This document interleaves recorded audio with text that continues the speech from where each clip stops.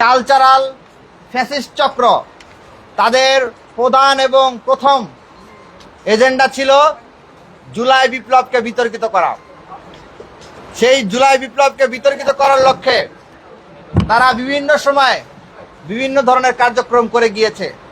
তারা কখনো মিডিয়ার উপর ভর করেছে, কখনো সুশীল সমাজের নাম ধরে তাদের উপর ভর করেছে, কখনো আমরা দেখেছি সাংবাদিকদের উপর ভর করেছে, কখনো আমরা দেখেছি যে আমলাদের উপর ভর করেছে, কখনো সাহিত্যিকদের উপর ভর করেছে, কখনো সাংস্কৃতিক কর্মী বেশে এই কালচারাল ফ্যাসিস্ট চক্র এগিয়ে এসেছে এবং এগিয়ে আসার মাধ্যমে জুলাই বিপ্লবকে বিতর্কিত করার জন্য বিভিন্ন ধরনের বয়ান উৎপাদন করছে।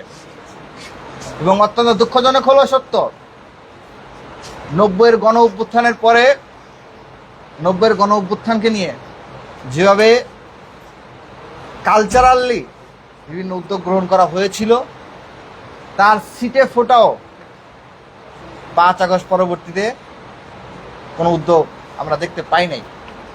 এখন পর্যন্ত জুলাইকে নিয়ে লিটারেচারের সংখ্যা, প্রবন্ধ গ্রন্থের সংখ্যা খুবই হাতে গোনা এবং নগণ্য বললেই চলে।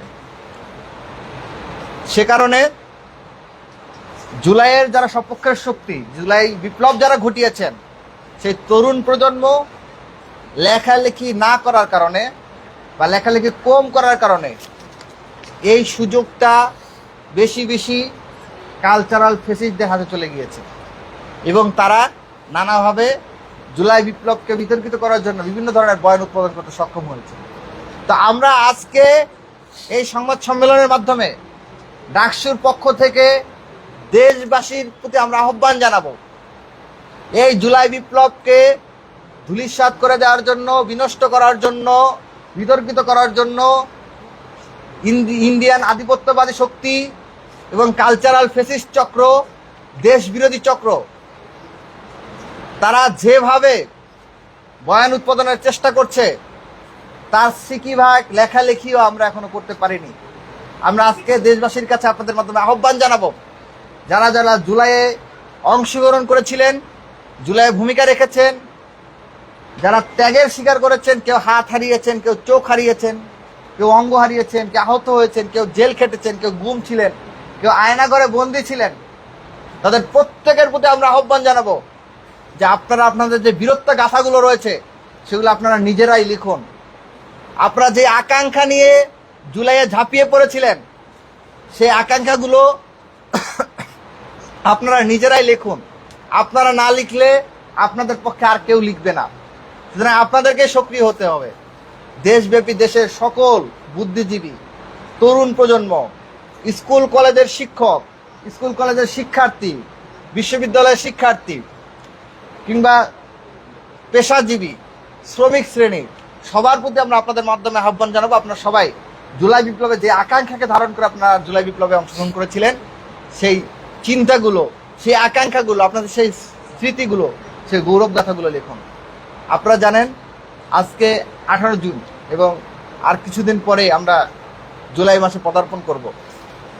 জুলাই বিপ্লবকে কালচারালি এবং লিটারেচারালি শক্তিশালী করার জন্য রাষ্ট্রীয়ভাবে যে উদ্যোগগুলো গ্রহণ করা প্রয়োজন ছিল, তার প্রত্যাশার আলোকে সিকিভাগ উদ্যোগও ইন্টারিমও গ্রহণ করতে পারেনি এবং বর্তমান সরকার তো আরও গ্রহণ করছে না। তো সেই জায়গা থেকে ডাকসুর পক্ষ থেকে আমরা যে ক্ষুদ্র উদ্যোগ গ্রহণ করেছি, সেই উদ্যোগটি মূলত আপনাদের মাধ্যমে আমরা দেশবাসীর কাছে পৌঁছে দিতে চাই।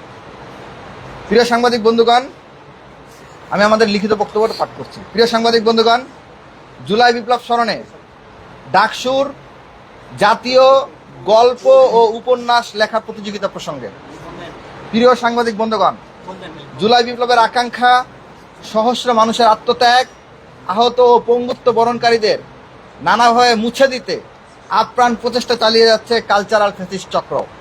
সে জায়গা থেকে জুলাই বিপ্লবকে সাহিত্যিকভাবে শক্তিশালী করার লক্ষ্যে জাতীয় গল্প ও উপন্যাস লিখন প্রতিযোগিতার আয়োজন করতে যাচ্ছে ডাকসু।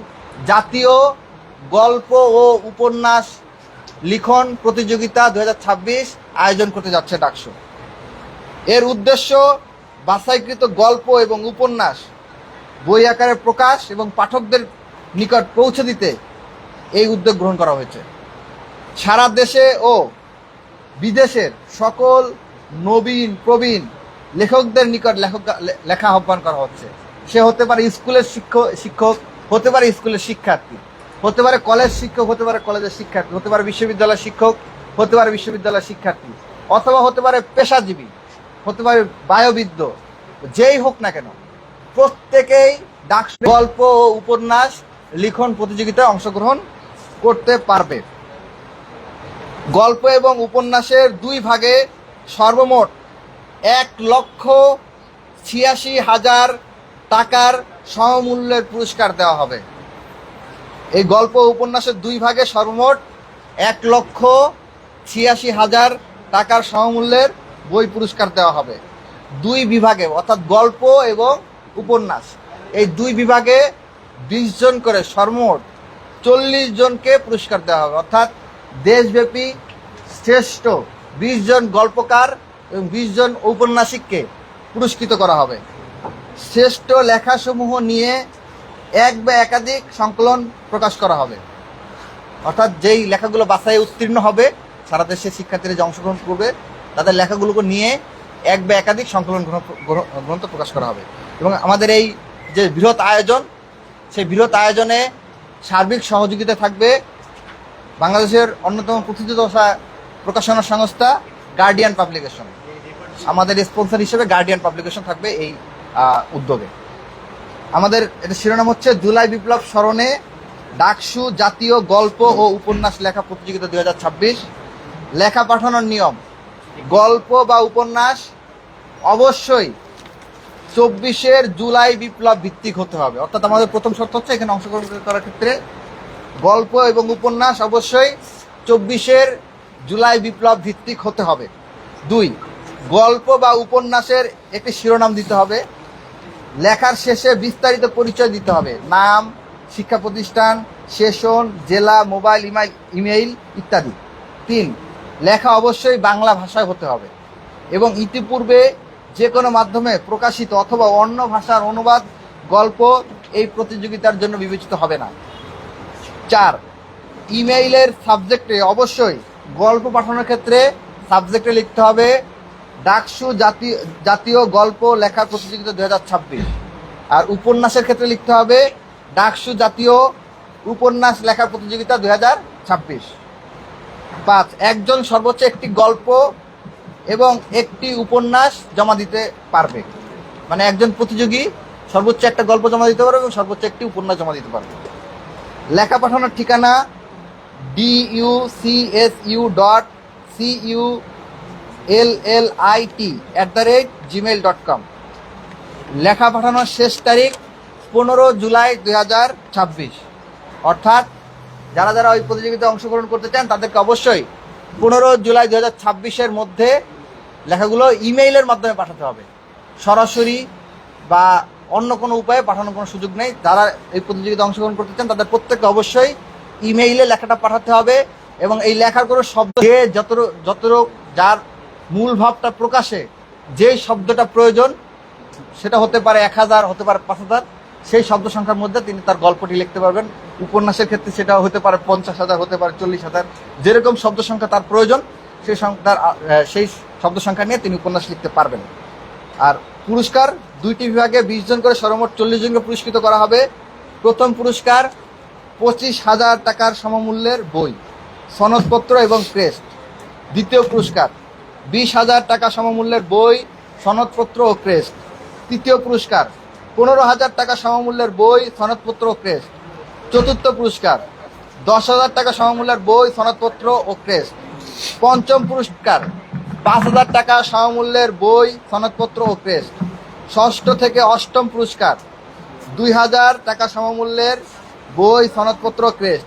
নবম থেকে 20তম পুরস্কার 1,000 টাকা সমমূল্যের বই, সনদপত্র ও ক্রেস্ট। এটি হচ্ছে প্রতিটি বিভাগের ক্ষেত্রে। অর্থাৎ এরকম করে প্রতি বিভাগে 20 জন করে 40 জনকে পুরস্কৃত করা হবে এবং সর্বমোট 1,86,000 টাকা সমমূল্যের বই পুরস্কার প্রদান করা হবে।